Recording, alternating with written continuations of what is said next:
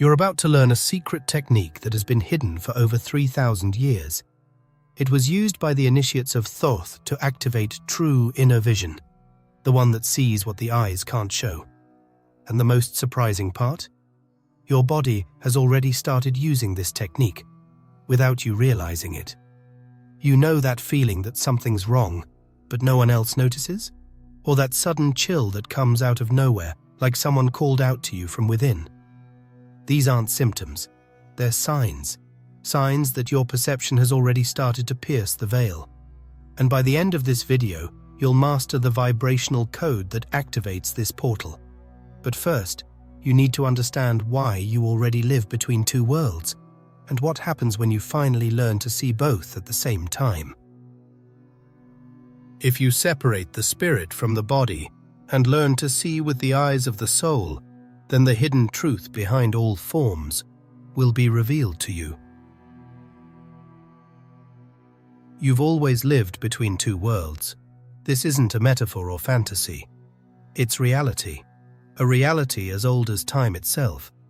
But no one told you, no one taught you how to notice it.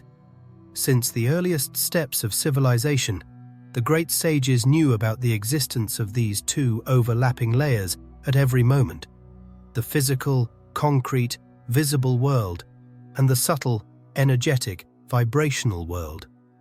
The first one is obvious, the second, silent. But it's always there. Most people believe that only what can be touched, measured, or proven exists. But the ancients knew that was only part of the whole. They called the invisible the spiritual world, the ether, the astral plane, the akasha. In ancient India, they spoke of the material plane and the causal plane. The Egyptians spoke of the visible world and the duat. The Greeks called them the sensible and the intelligible. And the masters of the Hermetic tradition understood this clearly. Everything physical is just the temporary manifestation of something much deeper. The body feels. But the field around the body already knew. The rational mind reacts. But the subtle awareness had already sensed it. You think you're deciding now, but on deeper levels, your vibration had already begun to move the gears of reality long ago. This isn't magic. This is ancient science. It's refined perception. And more than that, it's part of your nature. Since you were born, you've had access to both worlds. But your education, your environment, your culture, all of it was designed to disconnect you from one of them. You learned to trust only in what your eyes see, in numbers, in logic. You learned that seeing is believing. But no one ever taught you that there are things you can only see when you feel. When you become silent. When you observe with something beyond ordinary vision. And that's why you stopped believing in yourself. That feeling that came out of nowhere, that strange dream that later came true, that impression that something was off in the air. It was all labeled as just your imagination. But it wasn't. It was your perception crossing the boundary between worlds. It was your consciousness trying to remind you that there is more, much more, than what your physical eyes can capture. Have you ever noticed how, in certain moments, time seems to stretch? Like a tiny fraction of a second had a different weight, like the environment around you slowed down. It's in those moments that the second world reveals itself. It doesn't arrive with a bang. It slips in. It breathes in the pause between thoughts. It lives in the spaces between lines of reality. And you've been there many times, even without knowing it. The ancient masters said the visible world is like the shadow of something greater. Like Plato described, most people live staring at a wall, seeing only shadows, and believing that's all there is. But those who dare to turn their face discover a source of light that was always there, hidden by habit, by hurry, by distraction. And when you see that light for the first time, your life is never the same. You don't need to become someone else. You don't need to study for years or follow strict rules. You just need to start remembering, because deep down, something in you already knows. And that's why you feel what you feel. That's why certain places give you chills. That's why, even without proof, you know there's something more. You are between two worlds. You always have been. But only now have you begun to notice. And this is where everything changes. Because those who discovered how to see both worlds at the same time left behind a method, and it was hidden until now. The forbidden knowledge that Thoth passed on in secret. This method wasn't created recently. It's ancient, far older than any organized religion, any modern science, any popular spiritual doctrine. It was preserved by one of the most mysterious names in history, Thoth, also known as Hermes Trismegistus, the thrice great. Thoth was considered the master of cycles, the lord of time, of the creative word, and of access between worlds. But most importantly, he was one of the first to record what we now call the path to inner vision. But why does no one talk about this? Why was this knowledge hidden for so long? Because it wasn't safe in the wrong hands. This technique wasn't just another self-awareness practice. It literally opened the doors of perception. It expanded the senses. It shattered the illusion of matter as the only reality. And in doing so, it revealed what was behind the veil: patterns, frequencies, hidden intentions. Once activated, this vision allowed you to see not just the world, but the forces that move it. It wasn't something that could be taught to the masses, because not everyone is ready to see what's truly here. That's why Thoth didn't leave it in plain texts. He used codes, symbolic language, metaphors, phrases that, at first glance, seemed like poetry or mysticism, but carried vibrational instructions for those who were ready. He didn't speak to the rational mind. He spoke to the consciousness behind the mind. Only the initiates could decode it. And this initiation didn't happen in grand temples, but in the silence of being, in the encounter with oneself. For millennia, this knowledge was passed like this, from master to disciple, in secret, one by one. There were no lectures, no public books, only vibrational transmission between two aligned consciousnesses. And why so much care? Because those who weren't prepared for this vision could go mad from what they saw, because seeing beyond the illusion requires spiritual maturity. The truth can set you free, but it can also confuse if it comes at the wrong time. Thoth knew this, and so did the initiates. They weren't different from you. They were just ready to cross the veil. And for that, they needed more than curiosity. They needed presence, surrender, inner discipline. Because this vision can't be bought. It's not inherited. It's earned through frequency, alignment, and true intention. Over time, this knowledge dissolved in the sands of history. Some parts were lost. Others were hidden on purpose. And others still live in ancient texts, ignored by those who read with their eyes, but not with their hearts. The Emerald Tablet, for example, is one of those clues, an encrypted summary of the path of inner transmutation. Every line contains multiple levels of understanding, but without the key, it all just seems like an old riddle. But that key isn't out there. It never was. It's inside. And that's what makes this technique so powerful. Because it doesn't depend on external tools, or gurus, or temples. It depends only on you, on your willingness to look, to feel, to activate what's already there, but asleep. You've carried this ability since you were born. It's not a special gift reserved for a few.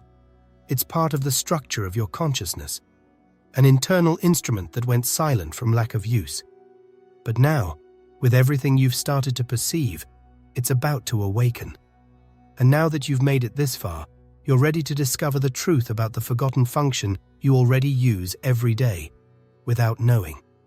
And the most impressive part is that you access this vision every day in the moment you least expect, while you sleep. Yes, while your body rests, something inside you moves beyond the physical world. You dream, and dreaming is seeing without the eyes. Have you ever really thought about that? How is it possible that, with your eyes closed and no external stimuli, you can visualize entire scenes, colors, faces, emotions, places? Where do those images come from? They're not projections of the physical world. They're internal manifestations, reflections of another layer of consciousness that remains active while the logical mind is silent. And that layer is exactly where your inner vision lives. Modern science calls this vivid imagination, but there are already serious studies showing that the human brain processes while dreaming, a type of visual activity that doesn't depend on light or the retina. These are internal recordings, subtle accesses to content that go beyond the conscious mind. This is the territory where the third eye operates. And no, it's not an esoteric symbol without foundation. It's a functional vibrational structure, an internal lens that works outside the field of the 5 traditional senses. In your early years, you used this vision all the time. Just watch a baby. They stare into the void and smile. They fix their gaze on points adults can't see. Small children talk to presences adults don't notice. And the usual response is, it's just imagination. But what we call imagination in this case is subtle perception. The same perception you lost access to when you learned to rationalize everything. When you started depending only on what was tangible, predictable, and socially acceptable. But that vision never left you. It just went quiet, waiting for the moment you'd be ready to activate it again. And maybe that moment has come now. Because if you've made it this far, it's because something in you has started to feel there is much more than what's in front of your eyes. The 3 pillars that awaken inner vision, and what happens when you bring them together. In the center of the forehead, a place that many ancient spiritual traditions revered as the seat of subtle perception. And now you're going to do something simple, yet extremely powerful.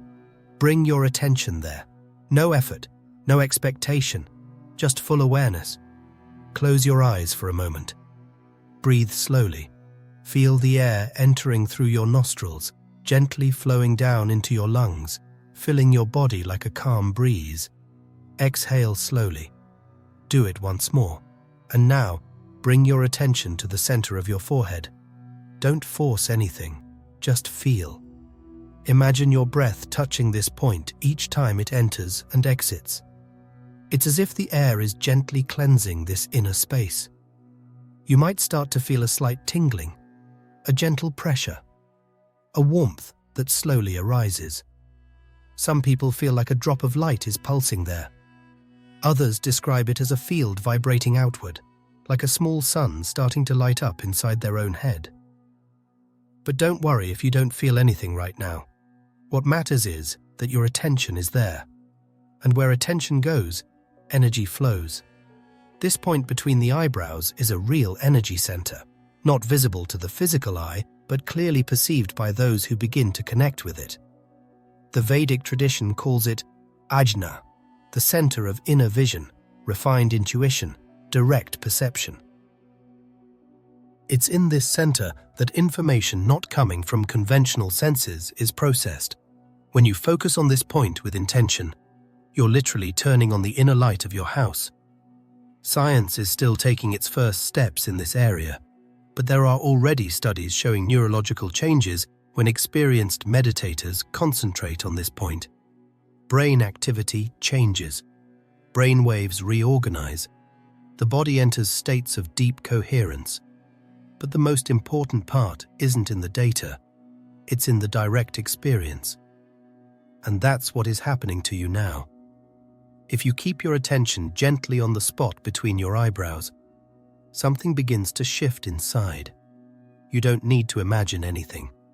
Just observe. This point acts like an antenna. It not only receives information, it also transmits. It's like a silent radar that senses what lies beneath the surface. Inner sounds, colors that don't come from outside light, sensations that arise out of nowhere and slowly begin to make sense. And maybe right now, something is moving inside you. Not like an idea, but like a memory, as if a forgotten part were coming back to life. This point between your eyebrows is like a door, an energetic key. When you look at it from within, you're telling your body, I'm ready to see, not with my eyes, but with what's behind them. Thousands of people report that after a few simple breathing practices and focus on this point, they start to perceive patterns, sensations, subtle shifts in how they think and feel. Choices become more intuitive. Decisions gain clarity. Words come with more strength. As if an inner compass is finally being reconnected. You're reactivating a center that was never shut off, just asleep. And by bringing your attention back to it, you've already begun the process of vibrational reactivation. Simply focusing on this point begins to reorganize your perception. It's like you're cleaning a lens that's been dusty for years, and now, little by little, it starts to reveal what's always been there, but you couldn't see. This is the sign that the energy center is responding. And when you align the three main elements, this vision opens like a portal. It's not a physical movement or a complex practice. It's a tuning, a frequency that only activates when three fundamental elements vibrate in harmony. They're like the three sides of a bridge. Without any one of them, the crossing can't hold. But when they're together, they open the path to something few dare to experience, the conscious activation of inner vision. The first is conscious silence. But not just any silence, not the one that happens when you turn off the TV or close the door. That's only the silence of the mouth, of the environment. What we're talking about here is the silence between your own thoughts. That invisible gap between one idea and another, a tiny space that, when observed, starts to grow. And in that space, there is power.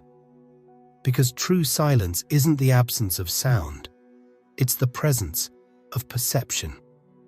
It's the point where you stop reacting to the world and start feeling the essence of things as they are. The ancients said silence is the language of the spirit.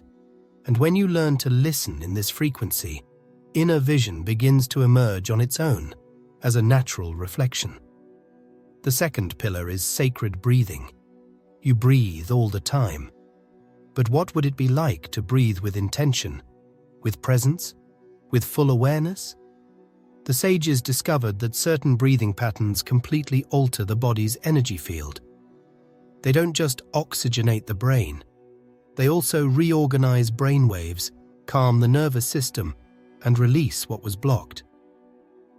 When you breathe consciously, your mind aligns with your body. Rush disappears. Anxiety slows down. And your attention becomes clear, stable, clean. In that state, energy begins to flow to the right places, including the center of the forehead, the channel of inner vision.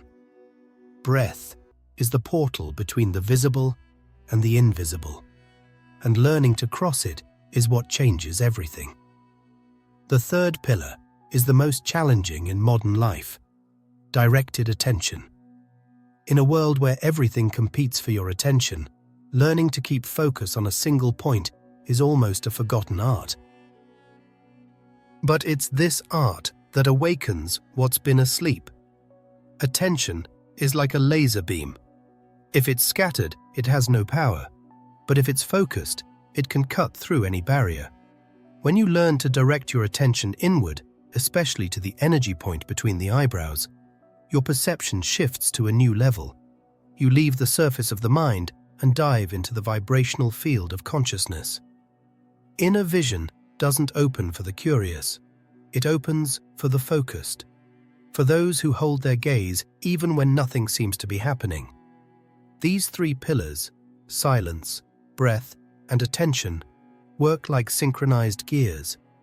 Alone, they're already powerful, but together, they create a specific vibrational code that activates the field of perception that's been dormant.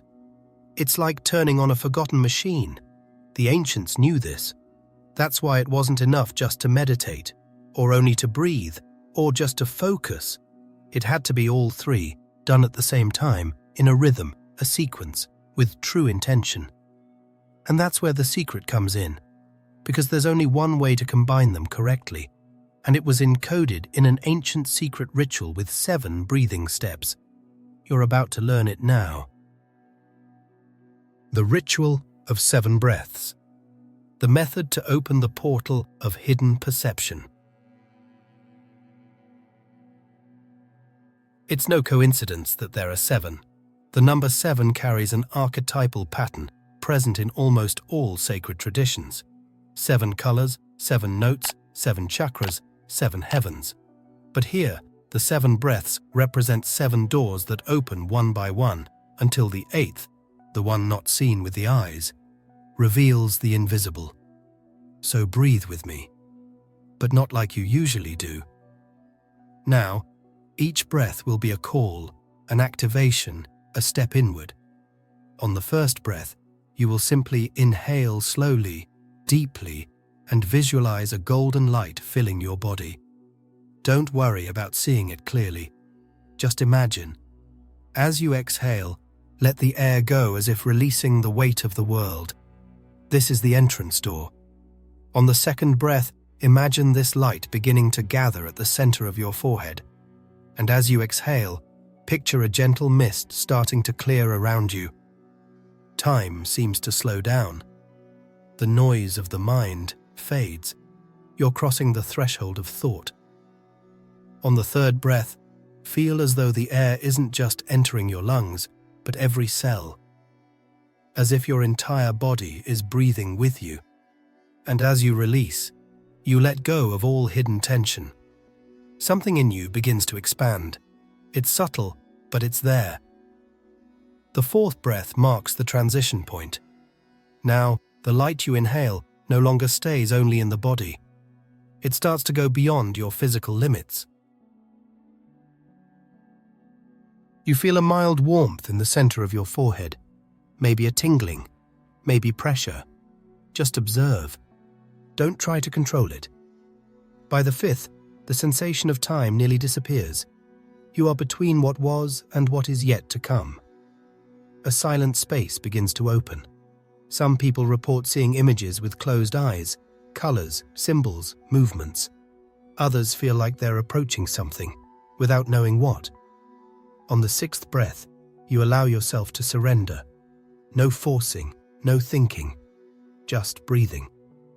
And in that moment, the whole body seems to enter a suspended state. Air flows in and out, but you're no longer just breathing. You're tuning in. Like an instrument that, after years out of tune, finally returns to its original tone. On the seventh, you remain in silence. Inhale and exhale as if floating. The mind doesn't struggle. The body feels light. Reality seems distant, yet at the same time, more alive. You're on the threshold of the invisible. And if you allow this state to unfold without resistance, the veil begins to dissolve. But if you think this is the peak, get ready. Because what comes next is the most mysterious space of the mind. And you're about to enter it consciously. This space isn't visible under a microscope or a telescope, but it's there, between the two, an imperceptible gap between one thought and another, a crack between what you think and what you are. This place was called by the ancients the blind spot of consciousness. A place where the logical mind cannot enter, where time dissolves, where the usual rules of thought no longer apply. And the most curious part is that you've already been there. Everyone has passed through this point. You know that moment right before you fall asleep, when you're not fully awake but not yet asleep? That's it. This in-between state is the first portal. But it passes quickly, and since most people were never trained to notice it, it simply slips by. But now you're learning to recognize it. And more than that, you're learning to stay in it. In this space, time doesn't behave the same way. Minutes can feel like hours. Ideas arise effortlessly. Sensations that were once muted become sharp. And perception shifts. You stop observing the world from the outside and begin to perceive the world that vibrates within. At this point, inner vision starts to emerge like a new lens. You see what was hidden, not with the physical eyes, but with the conscious field that has always been operating in the background. The dance of mental waves, frequencies that reveal the invisible. What you see, feel, and understand begins to operate on a different pattern, and this is proven. Modern science has already shown that your brain doesn't emit a single frequency. It shifts, it dances, it adapts, and this mental dance defines the quality of your consciousness in that moment. During the normal waking state, you operate in the beta frequency. It's useful for working, making logical decisions, responding to the world. But it's also in this state that the mind tends to be more agitated, critical, anxious. In the alpha state, brain activity slows down. You enter a more creative, intuitive, receptive field. This is the level where artists find inspiration, where ideas are born. And this is exactly where the bridge begins to form between the external world and the subtle one. When you go even deeper and enter the theta frequency, you're navigating between wakefulness and sleep. A space where the logical mind nearly falls silent and the subconscious takes the lead. Small children operate in this frequency naturally. That's why they learn so quickly, through observation, effortlessly. In this state, hidden memories surface, deep insights happen. And more than that, this is where you begin to see what lies beyond. Even lower is the delta frequency, associated with deep sleep, cellular regeneration, and, in advanced practitioners, contact with zones of the collective unconscious. States of deep healing and out-of-body experiences tend to happen in these levels. But this isn't about sleeping. It's about accessing these waves with a conscious, grounded mind. And that's what the previous exercise began to prepare in you. When you enter this internal rhythm, the outer world begins to feel different. Colors appear more vivid, sounds become more subtle, thoughts slow down, and then inner vision begins to take the place of normal perception. It's not that you start seeing fantastic things like in movies. It's that you begin to notice what has always been here, but you never had access to. The vibrational field of people, the intention behind words, the energetic state of a space. All of this begins to become visible, not with your eyes, but with your consciousness. Some call this awakening. Others call it expanded perception. The name doesn't matter. What matters is that once you enter this state, you don't go back to being the same. Your sensitivity increases, your intuition gets stronger, and your connection with the invisible becomes natural. But with this opening, something else changes. You begin to attract what protects this threshold. Because by activating this field, you attract something few are ready to face, the threshold guardians. And you need to know how to move through them. These guardians don't show up as mystical figures or external entities. They emerge from within you. They are deep reflections of your own mind, activated when you begin to move beyond the limits of the known. The first is doubt. Not superficial doubt about techniques or methods, but a deep doubt that touches your identity. You begin to wonder, is this all real? Or am I fooling myself? This is the test of inner faith. Not blind faith, but vibrational faith, the ability to remain present without guarantees. Then comes fear, an ancient fear, the fear of losing control, of letting go, of no longer being who you thought you were. It shows up as resistance, as a sudden urge to stop, to go back to the comfort of routine. But fear here is a guardian asking, are you ready to cross the portal without knowing what's on the other side? And then comes impatience, the desire to see immediate results. The modern mind wants signs, proof, rewards.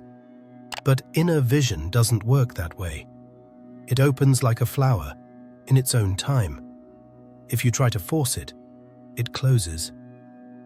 This guardian teaches you to wait with presence, not expectation. The last, and perhaps most subtle, is the spiritual ego. When you begin to feel new things, perceive more, have different experiences, the idea might arise that you're special, different from others, superior. This is the poison that shuts the channel before it fully opens, because true inner vision can only be sustained by humility, not pride. It blooms in emptiness, not in the need to be someone. And now that your vision has opened, comes the most important part, how to live with it in the real world. And that's the content of the next video. You're ready. If you felt like this message was meant for you, write in the comments, "My inner vision has awakened." This phrase is not just symbolic. It anchors the vibration that was activated in you. And it may resonate with other souls who are awakening too. And if you'd like to support the channel more directly, there's a link in the first pinned comment where you can contribute, so more people receive messages like this. By supporting, you help this message reach those who truly need it. Now, don't leave just yet. A video has been specially selected for you to continue this journey. It's appearing here on the screen. Click on it and I'll meet you there, where I'll show you how to live with this new vision in the real world.